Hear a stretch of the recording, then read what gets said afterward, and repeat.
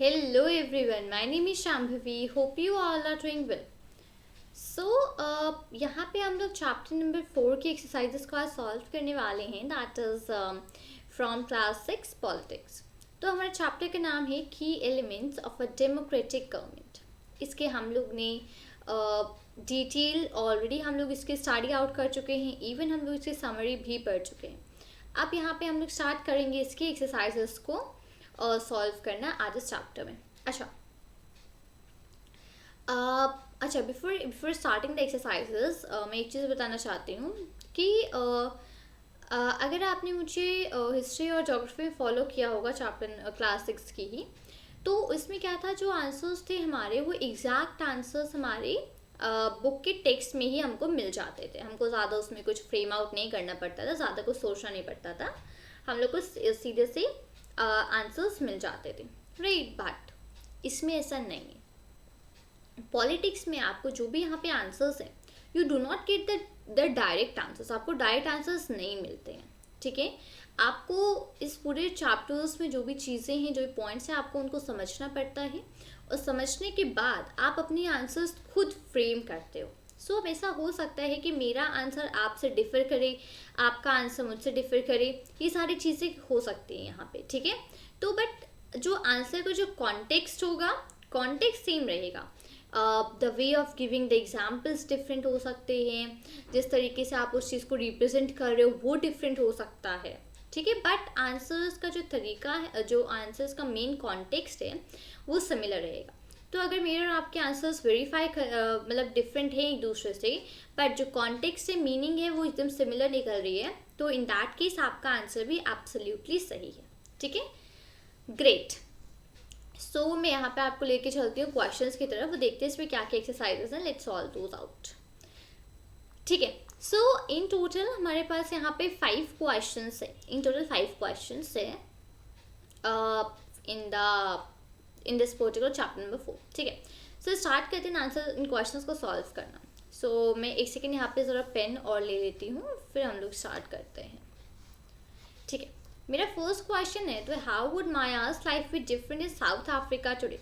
Okay, पहले हम लोगों ने क्या पढ़ा था साउथ अफ्रीका में, वी स्टडीड कि जो डिफरेंट रेसेस के जो पीपल्स हैं, ठीक है, डिफरेंट रेसेस के जो पीपल्स हैं, लाइक जो कि नॉन वाइट्स हैं, तो उनके साथ काफ़ी ज़्यादा पार्शियलिटी होती थी। पार्शियलिटी इन द सेंस कि जैसे कि अगर जो वाइट्स हैं, वाइट्स के लिए जो एम्बुलेंसेस वगैरह होती थी काफ़ी वेल इक्विप्ड होती थी, बट जो नॉन वाइट्स हैं उनके लिए एम्बुलेंस वगैरह इक्विप्ड नहीं होती थी अच्छे से। जो वाइट्स थे उनको सबसे बेस्ट लैंड मिलता था, और जो नॉन वाइट्स थे उनको सबसे वर्स्ट लैंड मिलता था। तो इस तरीके से काफ़ी ज़्यादा डिफ्रेंसिएशन था whites and the non whites में, ठीक है। तो इन सारी चीज़ों पे काफ़ी ज़्यादा लाइक फोकस होता था। But after the south Africa became the democratic country, फिर यहाँ पे ऐसा कोई भी रेसेस के बेसिस पे कोई भी डिस्क्रिमिनेशन वगैरह ये सब चीज़ें कुछ भी नहीं बची थी, ठीक है। तो इस क्वेश्चन को आंसर करते हैं कि how would Maya's life be different in South Africa today.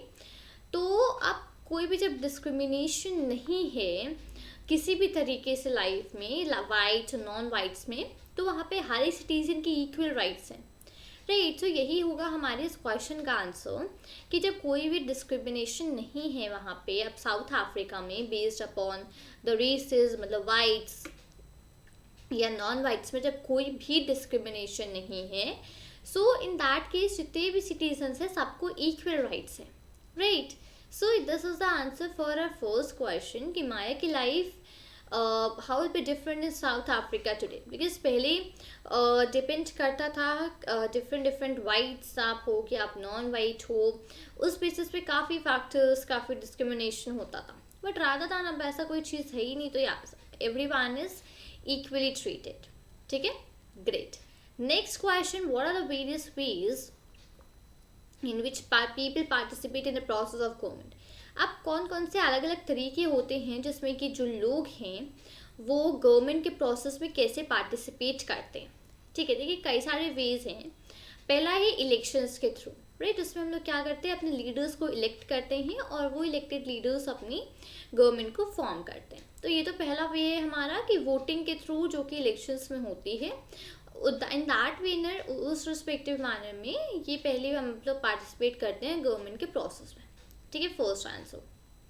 दूसरा है रैलीज निकाल करके, प्रोटेस्ट करके, अगर मान लीजिए कोई भी चीज़ है जैसे कि हम अनहैप्पी हैं या कोई भी ऐसा कोई भी रिस्पेक्टिव चीज़ है, तो उसके लिए रैलीज, उसके लिए प्रोटेस्ट वर्ड निकालते हैं। जैसे कि मैंने आपको चैप्टर पढ़ाया था तो एक एग्जांपल बताया था कि अगस्त 2005 में पीपल जो थे, जो भी रिस्पेक्टिव गवर्नमेंट थी, उन्होंने लोगों की इलेक्ट्रिसिटी के जो बिल थे उसका जो पे था वो इंक्रीज़ कर दिया था।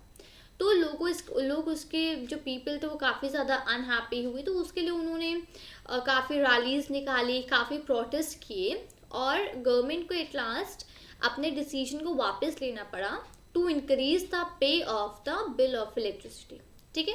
तो ये एक दूसरा तरीका होता है कि आप प्रोटेस्ट और आप रैलीज वगैरह में पार्टिसिपेट करते हो अगर आप अनहैप्पी हो तो, ठीक है। फर्दर कैंपेन्स वगैरह में पार्टिसिपेट कर सकते हैं, डिफरेंट कैंपेन्स वगैरह होते हैं, तो in that you can participate. और जो अगर मान लीजिए कोई गवर्नमेंट इशू है या कुछ है, तो उसके लिए टेलीविज़न और बहुत सारे अदर प्लेटफॉर्म्स है, टेलीविज़न है, न्यूज़पेपर्स है, मैगजीन्स हैं, तो इन सब में आप पार्टिसिपेट करके जो भी चीज़ें हैं आपकी वो डिस्कस कर सकते हो या कोई भी पब्लिक प्लेटफॉर्म। तो ये कुछ प्रोसेसेस हैं जिसमें कि जो पीपल होते हैं वो पार्टिसिपेट करते हैं गवर्नमेंट के प्रोसेस में, ठीक है। पहला तो by the voting, second is कि जो भी रैलीज और जो प्रोटेस्ट होते हैं बेस्ड अपॉन दैट। नेक्स्ट है कि आप कैंपेन्स वगैरह पार्टिसिपेट करते हैं, और फर्दर कि टेलीविजन्स और न्यूज़पेपर्स, मैगजीन्स, इन सब चीज़ों में पार्टिसिपेट करके, ठीक है। ग्रेट। सो ये हमारा होता है question number 2 answer. Number 3, why do you think we need the government to find solutions to many disputes or conflicts? अब हमको ऐसा क्यों लगता है कि हमें गवर्नमेंट की ज़रूरत होती है, जो भी डिस्प्यूट्स होते हैं, जो भी लड़ाइयाँ होती हैं, उनके सॉल्यूशन को फाइंड करने के लिए हमें गवर्नमेंट की ज़रूरत क्यों होती है? आपको ऐसा क्यों लगता है? अच्छा, अभी जो कॉन्फ्लिक्ट्स और ये जो डिस्प्यूट, जो लड़ाइयाँ वगैरह होती हैं, अगर ये ज़्यादा बढ़ जाती हैं तो ये वायलेंस और डेथ में बदल जाती हैं, ठीक है। बहुत वायलेंस होने लग जाता है और उसी रीजंस की वजह से काफ़ी पीपल की उसमें डेथ भी हो जाती है, क्योंकि जो ग्रुप है, एक ग्रुप है, वो बिलीव ये करेगा कि जितने भी राइट्स हैं फोर्स को यूज़ करने के वो उसके हैं, और जो दूसरा है ग्रुप वो अपने आप को प्रिवेंट करेगा प्रोटेस्ट करने से। तो यही सारी चीज़ें जो होती हैं, इन्हीं से जो डिस्प्यूट्स, जो कॉन्फ्लिक्ट्स होते हैं वो हो जाते हैं। बिकॉज ये जो कॉन्फ्लिक्ट्स वगैरह हैं, ये अगर ज़्यादा हो जाएंगे लड़ाइयाँ, तो ये वायलेंस वगैरह में काफ़ी ज़्यादा टर्न आउट हो जाती हैं। तो दैट इज़ द रीज़न कि जो गवर्नमेंट है उसको कोई सॉल्यूशंस फाइंड करने पड़ते हैं और डिस्प्यूट्स और कॉन्फ्लिक्ट्स में, ठीक है। Great. So the number 3 answered. Number 4, what actions does the government take to ensure that all the people are treated equally? अब गवर्नमेंट ऐसे कौन से एक्शंस वगैरह लेती है जिससे कि ये इंश्योर कर सके कि जितने भी लोग हैं उन सबको बिल्कुल इक्वली ट्रीट किया जाएगा। तो पीपल जो हैं, लोग जो हैं, उन्हें एजुकेशन की फील्ड में रिजर्वेशन दिया जाता है, ठीक है, गवर्नमेंट जॉब्स में दिया जाता है, बेसिस उनकी कास्ट के बेसिस पे उन्हें रिजर्वेशंस प्रोवाइड करे जाते हैं एजुकेशन और गवर्नमेंट जॉब्स में। ये इसलिए किया जाता है ताकि उनका जो सोशल स्टेटस है वो अपलिफ्ट हो सके, वो बढ़ सके। तो इस तरीके से जो गवर्नमेंट है वो एक्शंस वगैरह लेती है ये इंश्योर करने के लिए कि जितने भी लोग हैं उन सबको इक्वली ट्रीट किया जाए, ठीक है। लोगों को रिजर्वेशंस दे देती है और एजुकेशन के फील्ड्स में और गवर्नमेंट जॉब्स के फील्ड में बेसिस ऑन देयर कास्ट। तो इससे क्या होता है कि उनका जो मेन सोशल स्टेटस होता है वो अपलिफ्ट होता है, ठीक है। तो यही एक्शंस लेती है government. Next, read through the chapter and discuss some of the key ideas of a democratic government. Make a list, for example, all people are equal. ठीक है, तो अब इसमें पूरे चैप्टर को आप पढ़िए, इसको डिस्कस करिए, इसमें कुछ की आइडियाज़ डेमोक्रेटिक गवर्नमेंट के आप लिस्ट बना के लिखिए. ठीक है, जैसे कि जितने भी सिटीजन्स हैं, ऑल पीपल आर इक्वल. ठीक है, जितने भी लोग हैं सब इक्वल हैं. क्योंकि उनके पास जितने भी रिसोर्सेज हैं इस कंट्री में, सारे रिसोर्सेज का इक्वली एक्सेस है. तो yes, they all the people are equal citizens. All citizens are equal irrespective उनके क्या कास्ट है, उनका क्या जेंडर है, irrespective of economic status, religion, इन सब को ध्यान पे ना रखते हुए all the people are equal, right. Because इसके रिस्पेक्टिव मैनर से बाइसिंग नहीं होती है, राइट.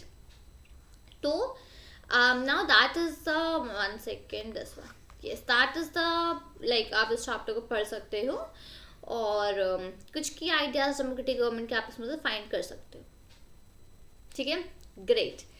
तो यहाँ पे हमारे ये जो क्वेश्चन है ये आंसर हम लोगों ने कंप्लीट आंसर इनका फाउंड आउट किया है. अब मैंने आज जैसे आपको बताया था, मे बी आपके जो आंसर्स है वो मेरे आंसर्स डिफर कर सकते हैं, एब्सोल्युटली कर सकते हैं, बट कॉन्टेक्स्ट जो होगा आंसर्स का वो सेम होगा. ठीक है, जिस पॉइंट में हमारे आंसर को होना चाहिए या जिस रिस्पेक्टिव पॉइंट को हमारे आंसर को डिमॉन्स्ट्रेट करना चाहिए वो पॉइंट ऑफ सिमिलर होगा, बट जिस तरीके से आप इसको रिप्रेजेंट करते हो या जो भी चीज़ें करते हो वो डिफरेंट हो सकता है. ठीक है, so in that manner no need to worry.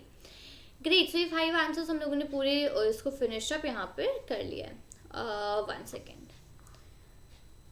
Great. ठीक है, तो यहाँ पे हमारा ये होता है chapter number 4 finish from class 6 politics. ठीक है, दैट इज की elements of a democratic government. अब यहाँ पे हम लोगों ने चैप्टर नंबर 4 फिनिश करके हम लोगों ने 2 यूनिट्स खत्म कर ली हैं पॉलिटिक्स की. ठीक है, नेक्स्ट वीडियो से हम लोग 3rd यूनिट में जंप आउट करेंगे. 3rd यूनिट में है 5 और 6, 2 चैप्टर्स है, चैप्टर नंबर 5 और चैप्टर नंबर 6. यूनिट नंबर 2 में चैप्टर नंबर 3 और चैप्टर नंबर 4 था, जिनको दोनों को हम लोग डिस्कस कर चुके हैं. और इवन मेरी जो क्लास 6 की हिस्ट्री और ज्योग्राफी की प्लेलिस्ट है उनका लिंक डिस्क्रिप्शन मेंशन है. सो अगर आपको क्लास 6 की ज्योग्राफी या हिस्ट्री को रेफर आउट करना है या उसको पढ़ना है तो आप जाके उन लाइक प्लेलिस्ट को फॉलो आउट कर सकते हो. उसमें आपको सारे वीडियो, सारे एक्सरसाइजेज, डिटेल एक्सप्लेनेशन, समरी, सब कुछ आपको उसमें मिलेगा. ठीक है, ग्रेट. सो उम्मीद करती हूँ कि आपको चैप्टर पूरा अच्छे से समझ में आया होगा, जो भी पॉइंट्स मैंने यहाँ पे डिस्कस किए, even the answers as well. ठीक है, सो उम्मीद करती हूँ आपको वीडियो अच्छा लगा होगा. वीडियो अच्छा लगा हो तो वीडियो को लाइक करें, अपने फ्रेंड्स के साथ शेयर करें और चैनल को सब्सक्राइब करना मत भूलिएगा. मिलती हूँ आपसे नए वीडियो के साथ. चलते हैं. Thank you and take care. Jai Hind.